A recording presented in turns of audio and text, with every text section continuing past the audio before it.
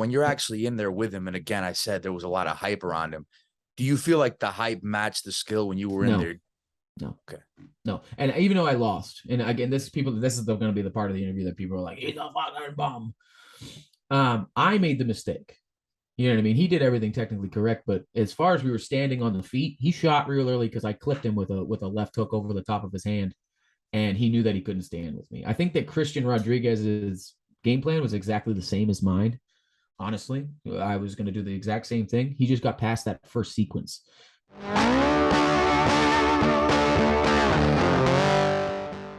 We got an MMA champion here. He's competed in the UFC, a number of other promotions. Of course, he's kind enough to join us today. What's going on, man? Everything good?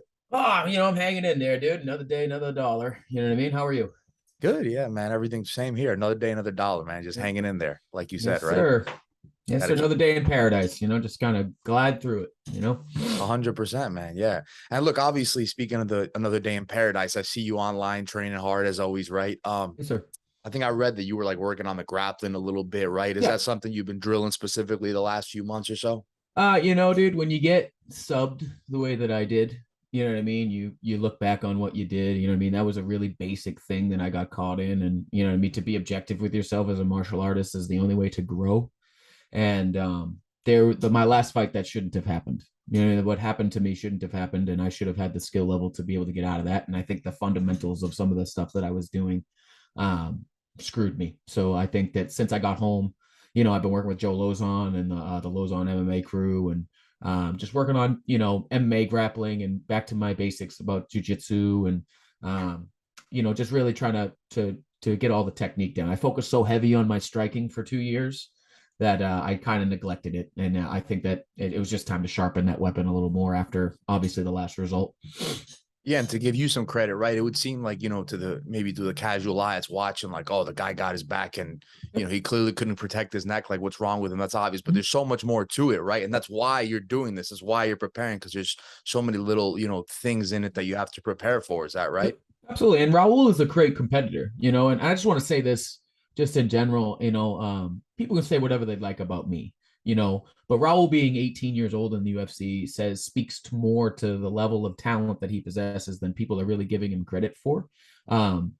Yes, he had a bad performance. He didn't have a great performance in the last one, but where were you at 18? You know what I mean? Where were you when you were 18 years old doing bullshit with your friends? And this kid's on the world stage. You know what I mean? So it obviously means that he's special. And I just think it's cheap for people to diminish his skill level by saying, well, you lost to an 18-year-old. I'm like, well, what were you doing when you were 18, man? Because you couldn't have Right. done that shit to me at 18 years old. You know what I mean?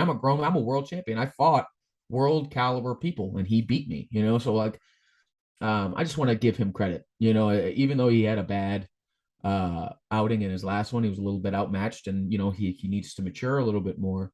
That kid still has a crazy ceiling. So like, I have no problem losing to that guy. And I think that people just should, is he a kid or is he a world beater? It can't be both. You know what I mean? You can't have him win and say, oh, this kid's the man, this kid's everything. And then when he loses, he's a bum. He's 18, he's a kid, he's this, that. One or the other. You know what I mean? Pick one. You know what I mean? And I think that the kid's really talented. So I have no problem losing to somebody like that. And, I think you're exactly right. That's what I've been doing, just sharpening the tools that I felt were dull. Amen to that, man. Right. Like, Yeah. most of these people are, 30, 40, 50, talking about a kid that's getting in there, that has just having the courage alone to step in there, right? Mm-hmm. It's crazy, isn't A it? lot of people don't even have their fucking licenses by the time they're 18. You get what I'm saying? So like, to operate on the world stage like that, you know what I mean? However I feel about him personally, or however the fight went down, he made history. You know what I mean? So unless you're doing something of that caliber in what your area of expertise is, then you really have no right to speak about Raul. You really don't. So I just think that that's unfair that people do that to him, because unless you've done something equal to him at around the same time, then you really have no place to speak about that person. That's just how I feel about that. Absolutely. And since we sort of, I guess, got right into that one, I'm curious, right? When you're facing a guy that young, it's obviously a unique experience. I mean, how could it not be? Is it weird to face someone that age with that amount of hype, or did it just feel like a normal fight for you? I'm curious as to how you were taking that when you were going into it. So I took it like any other fight, man. Like for the first I think that fight week is where I got caught up in the hype of everything, because on fight week everybody's Press hyping up, and the conference, fan everything. conferences, and they that's part of the stuff that you don't really know about, is that like the press conferences and stuff can take a lot out of you, and you got fans chirping at you all day, and you know what I mean, all day and night telling you you're the fucking worst thing that's ever happened. And I think that up until that fight week, I was really centered on he's a combatant. I don't care how old he is. He signed the contract, so he's an adult. So I tried to look at it that way. And I think that just at the end, my ego took over where it shouldn't have, and that's kind of how I got caught up in that emotion and made a mistake. But yeah, you got to take it like any other fight, man. Fight's a fight is a fight, no matter where it is, no matter who it's with, no matter, you know what I mean? Like, it could be in front of 10,000 people or two. The fight is the fight, and it's not going to change anything. So I tried to do my best, and obviously I'm not great at it all the time, but to try and just keep focused on the objective at hand and try and keep it, I guess, as just like, I guess, objective as you can. Like, remove your emotion from it and look at this person's skill set and see what you need to actually, because your ego will tell you, oh, I'm better than this guy everywhere, but unless you really definitively know that, that's just not a good way to look at like any fight, especially at that level. You know what I mean? There's no bums in the UFC. So like, Right. nobody's like, he's a bum. He's clearly not, man, because there's like 500, 600 people on that roster, and there's 8 billion people on the planet. You know what I mean? So like, take that for what you will. So there's no bums in there. So I feel like anybody that's high level, you should take seriously and be as clear-minded about it as you can approaching it. And of course, yeah, like you said, you want to take him serious, right? But when you're actually in there with him, and again, I said there was a lot of hype around him. Do you feel like the hype matched the skill when you were in there? No. Okay. No. And even though I lost, and again, this is going to be the part of the interview that people are like, he's a fucking bum. I made the mistake. You know what I mean? He did everything technically correct, but as far as we were standing on the feet, he shot real early because I clipped him with a left hook over the top of his hand, and he knew that he couldn't stand with me. I think that Christian Rodriguez's game plan was exactly the same as mine. Honestly, I was going to do the exact same thing. He just got past that first sequence. Now everybody kind of knows that now, and I said it in the buildup. Raul gets close enough to you to grab the single, go to your back, and then kind of climb up. And that's what he did to me and Christian. Christian just got out of that first sequence. So it seems like, not that he's a one-trick pony, but he has one thing that if I know I'm in trouble, this is what I'm going for. And I don't think that it's not like, not that he doesn't have a lot of skill, because obviously he beat me, but I guess he just needs to develop it a little bit more. You know what I mean? You can't hold on to that. There's got to be more, because once he fell off Christian's back, it became something entirely different, that fight. And I truly believe, had he fallen off of mine, the result would have probably been similar. I should have beaten him. I still believe firmly 9 times out of 10 I beat that kid. He beat me the 1 time out of 10 that he would have been able to beat me.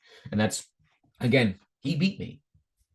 I'm not saying this, and I didn't stub my toe before I got there. I didn't have an injury. I wasn't sick. All that shit. He beat me. That's fair and square. But I still don't believe, just because he beat me, that he's a better overall fighter than me. That's it. So what you saw in the Christian Rodriguez fight, that's what you were sort of banking on would happen in your fight. You weather the initial storm. Is that something that you saw in his past fights that you were able to sort of figure out? Like, did you see in the past fights, like, this guy comes out guns blazing, maybe if me or somebody else were able to weather that, then things can go wrong. So we expected him to come out a little bit more hectic against me than he did. Like in his Contender Series fight, he came out, he ran to the middle of the thing, he threw all this crazy shit to try and get into and he came a lot more measured, because I'm sure he planned for me to be prepared for that. But yeah, he weathers early storm. Like, if you weather the early storm, he starts to fatigue a little bit, and you can see where the inexperience comes into play. Do you know what I mean? There's just certain positions, especially in his Contender Series fight. You could see it in the last fight as well. You can just see those inconsistencies with his technique, and that just comes with being in the cage. That's really, you know what I mean? Like, he fought guys that, and myself, he doesn't have a lot of cage time. And once he gets that, he'll start to, you know what I mean, get a little bit more fluid with that. I really think, and my honest to God opinion about Raul, all the talent in the world on the ground, dude, take a year. Take 2 years. You'll be 20 years old. You'll still be able to be the youngest UFC champ. take 2 years, develop your boxing as much as you can. You know what I mean? Just develop your hands, and then your grappling will become so much better because people aren't gonna be able to stand up with you. They'll shoot, and then you'll get exactly what you want. I just think that he's too much in today's game. Being a one-trick pony means that you have to be the very top echelon of that specialist class, and even world IBJJF guys can't get people down. Look at what was it? Chris Curtis versus I'm blanking on his name. Hermanson, was it? No, it's Rafa, the guy before that. Rafael. Oh man, I'm blanking too. Starts with a V on the top of my head, but if you looked it up, you would see it. He went for 20 takedowns, right? Yeah. Because he was like, well, if I get Chris to the ground, then it's over, right? But jiu-jitsu doesn't exist if you can't get it down there. So like if you can't put all of those skills together to make that strength better, then it's just not going to happen with most people in today's game. Does that make sense? Because everybody's so well-rounded that like being a specialist means that you have to be just so much better at this particular area than everybody the fuck else. Otherwise, you're going to run into a lot of issues. And I just think that Raul would do better to just focus on, sharpening his hands up, working with people, being a little bit more humble about where he is. And I honestly still believe that he's not like a kid that's going to be a flash in the pan. We'll see him for quite a while. Okay. I just think that he's got some time to mature, and I don't think that he should rush. I think that he's got all the time in the world. You know what I mean? It's on his side. So take a year, dude. Get good. Not even get super sharp. I'm not asking you to be a world-class boxer. I'm asking you to get good enough to support the skill that you have. And I think that's where the gap is right now. Right. And as far as, him being young, that seems to almost have been his undoing, right? Is that, that cocky, I guess him being young, do you think that sort of plays into him going all out in this beginning of those rounds? Like he almost feels invincible, because we saw him say that he was going to be able to take out Jan and all these guys. Yeah. Like, do you feel like him being young ultimately is what I'm trying to say? Do you feel like that was his ultimate undoing? In a way, yes. I think it has less to do with him and more to the people around him and what he's being told by the masses. You know what I mean? By, you've got, and the UFC is trying to push him as this national Mexican superstar. So he gets all of this. He's got yes men, as most stars do. And being young, you're influenceable. I remember myself at 18, you know what I mean? When the crowd told me I was the man, I was the man. You know what I mean? I was unbeatable. And I think that's kind of what's playing into Raul. He had success on the Contender Series. He beat me. He rode that win for me into arrogance. You know what I mean? That win got him way up here into arrogance. Right. And that's part of being young, right? It's just thinking you're unbeatable. Exactly. And I think so to an extent, it's not even his fault to a certain extent. No, it's people around him. Do you think people should be in the UFC at this age? I'm curious. If you have the skill level, sure, it's profitable. Like, I mean, if you have the legit, like, Matt, how old was Max Holloway? Like 20? Something like that, yeah. You know what I mean? So, like, I don't think it's out of the question to be, it's so rare that you're not going to see it a ton. But I think that there's got to be some kind of infrastructure around a person that young, in the sense that you can't have people just telling you you're the man all the time. You know what I mean? You can't. There's got to be someone and this is for every fighter, really. It's not just for young men or young fighters. There's always got to be somebody that tells you you're not as good as you think you are. You need to keep going with how, what's made you successful is going to keep you successful. Don't let your foot off the gas. And I think that that's just kind of where he's gotten away from. And I think that when he works really hard and, the confidence comes from preparation, or it should. You know what I mean? If you're prepared, then be confident. But you weren't prepared for the last one. And I think that has to do with people talking in your ear about, how wonderful you are and how you're going to be the champ inside of 6 months and this and that and the other. And I think that it's a lot of factors, but I think that most, when you have people doing this in a young man's ear, he's going to believe that. He just doesn't have the experience in his life to differentiate the two. And I hope that he figures it out, and I hope that the next one is he has a good fight. I really do. Yeah, man.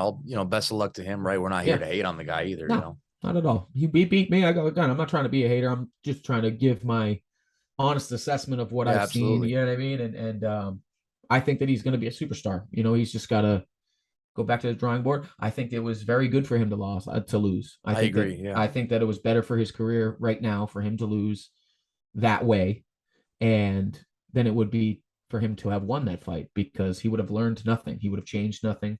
And now he has to look at that tape and look at that loss in the face and realize what he has to improve upon. So it might sting for him right now, but I think that in the long term, it's better that he had lost to somebody like Christian Rodriguez more than it would have benefited him for to win. And it's definitely better for him mentally than physically, right? Not physically as far as like, oh, he needs to learn to drill this and then he'll beat him next time. It was more so like just, calm down, you know what I mean? It's up here. It's all mental maturity, man. You know what I mean? And that just comes with experience and life experience. You know what I mean? Just going through shit and just being an adult. So again, I have all the confidence in the world that Raul's still going to be everything that people think he will. It might just take a little bit more time than we thought. That's all. Yeah. You know what I mean? It's he could take 2 years off and still be 20 years old in the UFC. You know what I'm saying? So it doesn't matter right now. It's almost like he's an amateur because he's got, unless he rattles off 3 more losses in a row.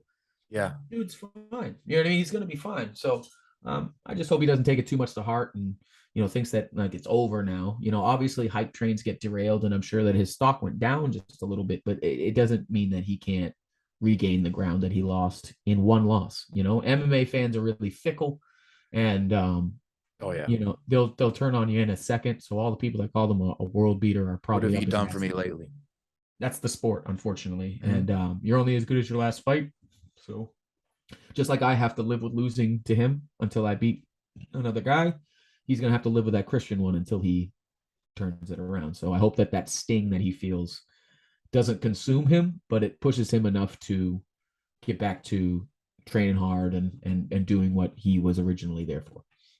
I saw you breaking that down in like a little small clip. I'm assuming you just started a podcast by the looks of it, right? Where, how long has that been around? It looks like you just started, and where could the people find that? Not even a month it's been around. So yeah. I just started it. So you're like 2 episodes deep, right? Just 2 episodes. And I was supposed to have a couple of I'm supposed to have one the last couple of weeks, but I've been co-hosting another podcast, and it basically went over the same shit I was going to talk about anyway. Okay. But it's called The Last Laugh Podcast. It's just with me. You can find it on YouTube. I have the link in my bio and on my Instagram, so you can go Joker_gang35. You can find it there. I basically just go over just my perspective of just the fight game in general, and I've been around the sports, boxing and Muay Thai and MMA my whole life. Yeah. So whether you like me as a fighter or you don't or whatever, I do have an insight upon training with people of high levels and the stipulations or the circumstances and that surround each fight. And I love the game. So it's basically, from a fighter's perspective, you're really getting, what happens. I'm working on co-hosts and stuff too. So, you know what I mean? It's still in its early stages, but it's definitely something that I'm really working hard on. For sure, man. Looking forward to that. And look, after the last fight, right? And I have to ask because this clip went pretty viral. I'm sure it looked like after the last fight, you were almost ready to hang it up, man. Can you sort of walk me through your emotions and what it was like? Or maybe not. I'm actually wondering, were you talking about in the UFC or UFC? MMA? I was talking in the UFC. I was talking about being done forever. I just knew, I'm a realist, man. You know what I mean? I can be as objective about my career as possible, and that's probably what's propelled me so long, is that I can be truthful with myself. And I lost 3 in a row. The first 2 fights were good, and the second one, I think I beat Aori. That's just my own. I'm not trying to throw shade. It was a close fight, but I thought that I did enough to win that fight. If the fight goes 30 seconds more, you might be. I would even give it 15. You know what I mean? He was close to being done. But I knew how that finished, that last one happened, that I was going to get my papers. You know what I mean? Like, I knew they were going to tell me to walk, and that was fine. That was basically what I meant. It was really emotional, man. I lost 40 pounds for that fight. You know what I mean? Like, I cut 39 pounds. Wow. For that fight. And that's kind of, again, and I haven't said this a lot because people are like, dude, whatever. But bro, you cut 38 pounds in 5 weeks. That's a fucking lot, and I just didn't feel strong in there. And that was basically it. It was, I understood the position I was in. I didn't realize that it was my coach was mic'd up like that. it was just basically I understood the position I was in as far as the UFC, and the sooner that I kind of told myself the truth, the better I'd feel about it. I didn't go home and cry. I knew that this is probably it for me in the UFC for now. Um, and it just helped me with the grieving process. So a lot of people were like, "You retired." I didn't retire. What Okay. happened was I had 2 tough years. I worked real hard. You know what I mean? I was removed from my family for 2 years. Um, I didn't have anybody, and I was just by myself for 2 years, and I had loss after loss, even though you can say whatever you want about it. You got there, but to a fighter, that's not enough. Um, Right. and I just needed some time to lick my wounds and just be away from the sport a little bit and just be a human being. Because really, people don't get how much it takes to be even me, dude. You know what I mean? Like, even never mind being a superstar. You know what I mean? Just getting to the UFC takes a lifetime of work. And I think this is the first time in my career that I've taken 4 or 5 months off and not been talking about a fight or losing weight for a fight or what have you. And that was basically it. I just needed a break, man. And sometimes you just need to take a break and find the love for it again, because when you lose, I won 8 in a row and then I lost 3, and my dream was realized and then taken as quickly as I got it. So like, I just needed a minute, man. You know what I mean? That's it. You get burnt out, and I'm fighting in July, so I've already got another fight lined up. So that was basically it. I think that the context of that video kind of got Okay. overblown, but I can see how people thought that I was going to retire. But I was really just saying I wasn't like taking off my gloves because I wanted to retire in the UFC. It was more I was taking off my gloves because I lost the other pair of gloves that I had, and I was making sure I held on to the gloves so that Okay. I had some memorabilia of the UFC. That was basically it. Because once you get kicked out, it's hard to get back. It's not like I couldn't get signed by Bellator or PFL or one or whatever. But Mhm. in the event that I don't end up getting back there, I just wanted the gloves. That was basically it. So no, not retired, just knew where I was. I just a realist. Yeah, absolutely. And I think the one of the things that people really respected about, from what I saw in the comments of the video I was talking about, was that you just kept it real. A lot of times, like, we almost know these things, but we don't want to admit it, and we lie to ourselves. And it really takes, like, I guess, a special person to be able to, like, say, "Hey, man, it just is what it is. You got to accept it," right? That's the only way to move on, man. You know what I mean? Like, just holding on to it isn't going to do anything. It's just going to eat you alive inside. And I'm not sitting here like I've been all sunshine and rainbows for fucking 4 months. I've been a nightmare, man. Like, it's like I just want people to really understand what 15 years of work feels like. You know what I mean? Like 15 years, 14, I started training. And my one goal was to get to the UFC, right? And I got there and I worked really hard. Anybody that trained with me during those 3 fights, I worked my balls off. And so to come up short the way that I did, heartbreaking is not the word. It's not, it doesn't quantify the emptiness that a fighter will feel going through the situation I did. So for the last 4 months, I've been just trying to pick the pieces up of, well, what the fuck, dude? Like, I'd worked all this time and it just didn't work out. And I always thought that I would be okay with trying and failing as long as I tried.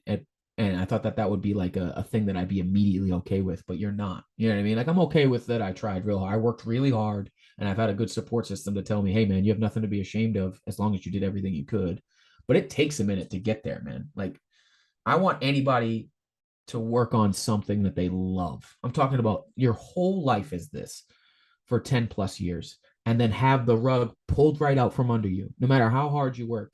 And then tell me that you don't have a moment of weakness, and the internet is so cruel, man, because everybody talks about couch coaches, man. It's like, dude, you know what? I get it. I got kicked out of the U.S., but you know what? I got there. What have you done? You know what I mean? Well, how much have you accomplished in your life? And Oh yeah, um, that's 95% of Twitter, or it's the higher than worst, that. man. And it's like, bro, we're human beings still. You know what I mean? Like, if you got fired, if you lost your pension, your fucking 401k, your health insurance, and I just stood outside your house and told you, haha, you fucking bum Yeah. every day. Do you know what I mean? That's like essentially the same thing, bro. And it's just I think my experience, as much as like I want to put on shows for fans, I realize that the fans are really not on your side, um, and they don't understand what it takes to get there alone and to stay there.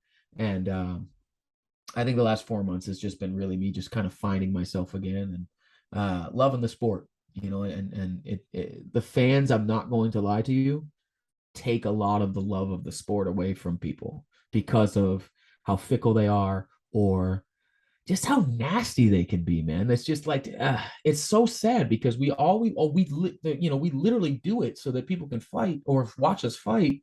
We live for that whole thing, and then Of course. they treat you like a garbage can, man. It's crazy. But if the shoe was on the other foot, we would be the assholes. You know what I mean? Like we would be the wrong ones. And when people come at me and I defend myself, because as any sane person would, well then now I'm the issue. So I don't know. It's a tough position to be in because people can't really extrapolate how much work goes into even just one fight camp. And we're talking locally, it takes a lot of work, never mind at the highest level. So um it's been an experience the last few months, just trying to take a break and not pay attention to it. And I'll get back in there. I love what I do, and I'll get back to where I was, but it just takes some time to heal from shit like that. For sure. And obviously, confidence is a big part of the game, right? When you go through something like that, the emotions you went through in the last one, what do you think it's going to take to be able to get back in the right mind space if you haven't already, or if you're still sort of in the process of that? You know what? I'm on the other end of it, man. You know what Okay. I mean? I will say that every fighter after every loss questions their ability to do this. You know what I mean? And um, I would say that I did too, for sure. For the first 2 months of this, I wondered, well, what am I going to do with the rest of my life if I can't do this? Because I just shit on myself forever. It takes a lot of work, dude. I've had to read books. I've had to, do all the therapy stuff. I had to, it's hard. It's hard to fail like that. Right. I can't really describe, you have to find your why again. Sometimes you lose it. People get lost all the time, in their regular lives or in their professions. And that's basically it. If you get lost, sometimes it just takes a little time to find your way back. And if you can't, that's okay. It's just knowing not to stay stuck. Don't stay stuck in that position. If you can't do this anymore, that's fine. Find another way for it to fill your heart up, and I think people have different ways of doing that. So I can't say there's any one right way to do it, because it's person to person. I was lucky enough to find, I think that what happened for me for a lot of the time was for most of my career, it's been basically people telling me, you're never going to do this. You're never going to get there. You won't get to the UFC ever. And I think my driving motivation was, fuck you. What? I will. And I think that just left now that I'm turning 30. You know what I mean? I just don't have that kind of fucking hatred, you know what I mean, in my heart, or that kind of. So I had to find a new why.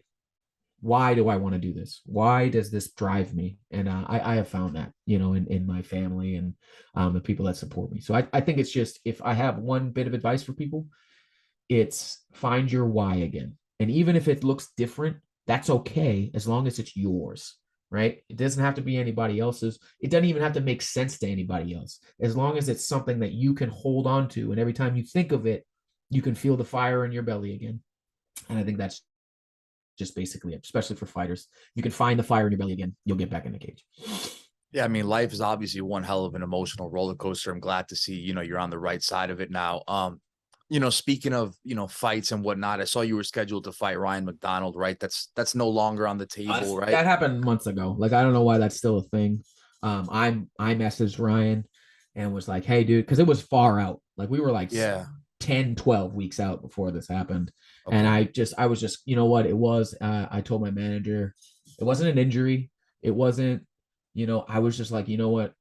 To my manager, I'm not in a competitive space right You're now. kind of not done recovering from, the Exactly. emotions you went through, right? That's safe to say. Exactly. And to go into a fight with somebody like that, that has the Tough experience, guy, that is yeah. that high tough guy, in a tough fight for anybody, um, would just set yourself up for failure. You know what I mean? I couldn't train. Bro, there was a month I before I left Vegas, I could not train. I couldn't get out of bed.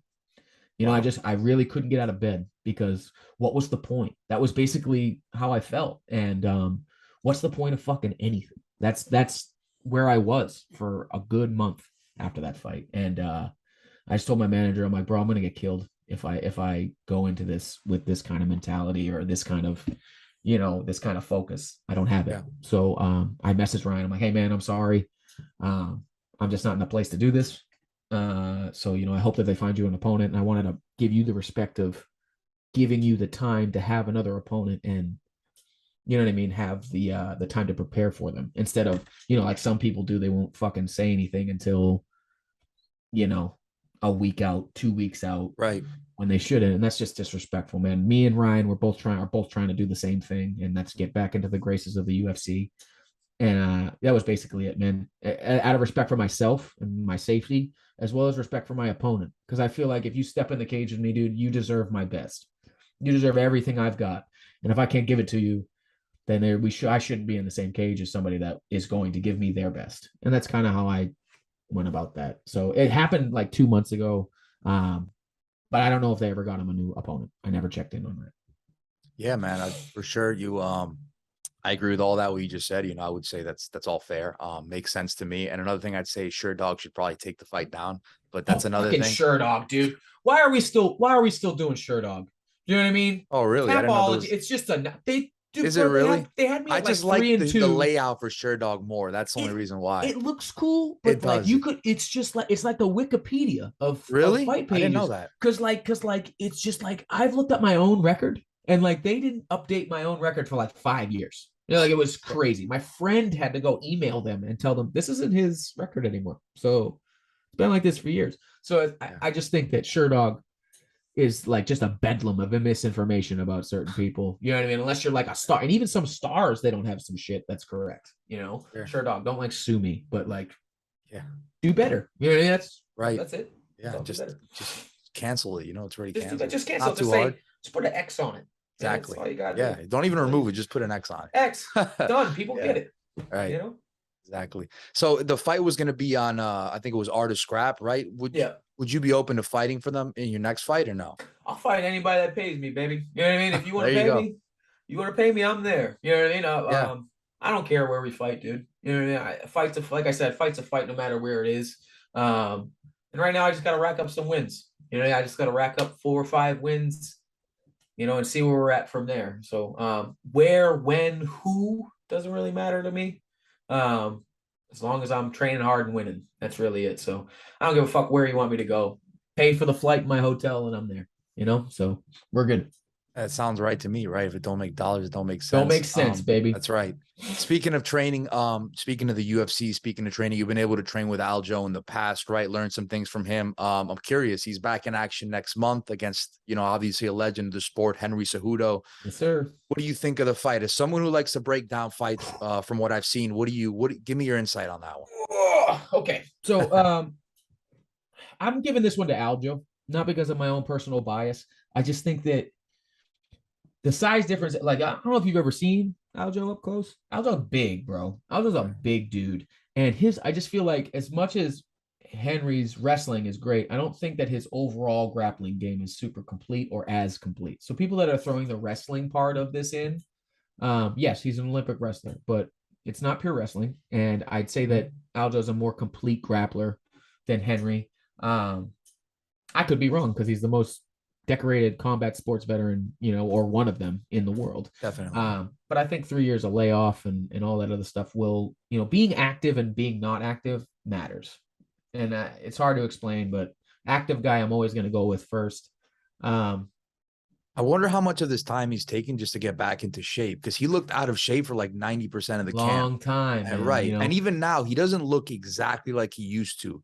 Because he was at 25. Now he's at, he just thinks, I think he thinks he's going to dog walk Cejudo. And I just don't, Aljo. And I just don't think that that's the case, man. There's only been a few people that have packed up Aljo, so.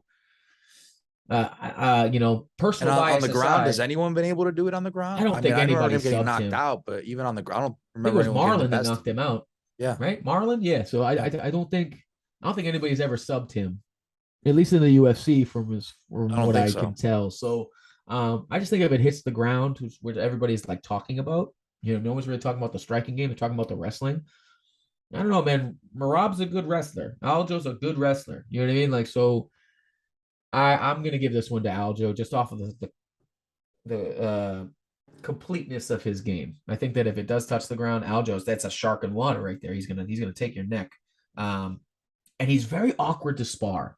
Like he's hard to, his arms are so long and his frame is so wide that he can stay real far away. I have great boxing in the pocket, and it's hard to hit Aljo. Like he's just very weird at how he moves and kind of herky jerky. And I just think that overall, I'm giving it to Aljo, and I'm being completely objective. I don't think he's going to wash him, but I just don't see where Cejudo overall as an MMA fighter is better than Aljo. Plus the size, the reach, all those other things. Yeah, I mean, look, the bantamweights are definitely on fire. You're a fellow bantamweight yourself, so I was curious to get your thoughts on that. And yeah, man, look, I think that's going to conclude the time. I do appreciate you coming on the show, get a little chat with us, some insight on yourself, some other fights. Yep. We're obviously looking forward to seeing what's next for you. And again, thanks for coming on, man. Anytime, man. And if you guys are interested, I'll be fighting for Cage Titans in July. I'll be going at 145 because I don't want to cut weight. And there we go. I'll be fighting there July 22nd. The announcement will come soon. So, I'll be back in action in the next, few months. Thank you for having me. If you guys can follow me on Instagram at Joker_gang35 and follow my podcast at the Last Laugh Podcast on YouTube. That's it, baby. Thank you for having me. Thanks, man. Guys, you heard it. He's going up to 145 in July. Check that out. Thanks again, man, and all the best. You too, brother. Thank you for having me.